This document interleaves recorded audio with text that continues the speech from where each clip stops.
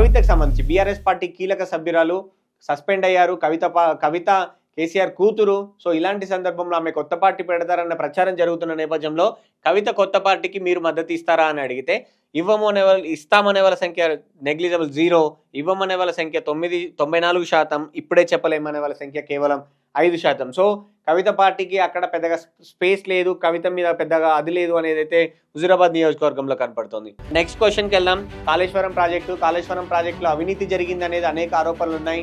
So హుజూరాబాద్లో ఇంతకుముందు పోచంపాడుకు సంబంధించినటువంటి project నుంచి కాలువలు వస్తాయి, అక్కడ వాటర్ ఉంది. సో కాళేశ్వరం వాటర్ వచ్చిన తర్వాత అక్కడ ఎలా ఉంది పరిస్థితి, అక్కడ అవినీతి జరిగిందని మనం ప్రశ్నించినప్పుడు కాళేశ్వరం ప్రాజెక్టులో అవినీతి జరిగిందని నమ్ముతున్నారంటే నమ్ముతున్నాం అనే వాళ్ళ సంఖ్య మాత్రం 43.58%, వ్యతిరేకిస్తున్నాం నమ్మట్లేదు అనే వాళ్ళ సంఖ్య 30%, కాంగ్రెస్ ప్రచారమే అనే వాళ్ళ సంఖ్య 20%. సో కాళేశ్వరం ప్రాజెక్టులో అవినీతి జరుగుతుందని మీరు నమ్ముతున్నారా, జరిగిందని మీరు నమ్ముతున్నారా అంటే బీఆర్ఎస్ పార్టీ అక్కడ గెలిచినటువంటి హుజూరాబాద్ నియోజకవర్గంలో నమ్ముతున్నామనే వాళ్ళ సంఖ్య మాత్రమే ఎక్కువగా ఉందని మనం గమనించవచ్చు. ఫైనల్ క్వశ్చన్, స్థానిక సంస్థల ఎన్నికలకు సంబంధించి మనం చేసినటువంటి సర్వేకి సంబంధించి హుజూరాబాద్ నియోజకవర్గంలో స్థానిక సంస్థల ఎన్నికల్లో మీరు ఎవరికి ఓటు వేస్తారు అంటే కాంగ్రెస్ పార్టీకి ఓటు వేసే వాళ్ళ సంఖ్య 17.94%, బీఆర్ఎస్కు ఓటేసే వాళ్ళ సంఖ్య 41%, బీజేపీకి ఓటు వేసే వాళ్ళ సంఖ్య 20%, ఇండిపెండెంట్ అభ్యర్థులకు 20%. సో బీఆర్ఎస్ పార్టీ తన గ్రిప్ని హుజూరాబాద్లో కొనసాగిస్తుంది అని చెప్పుకోవచ్చు.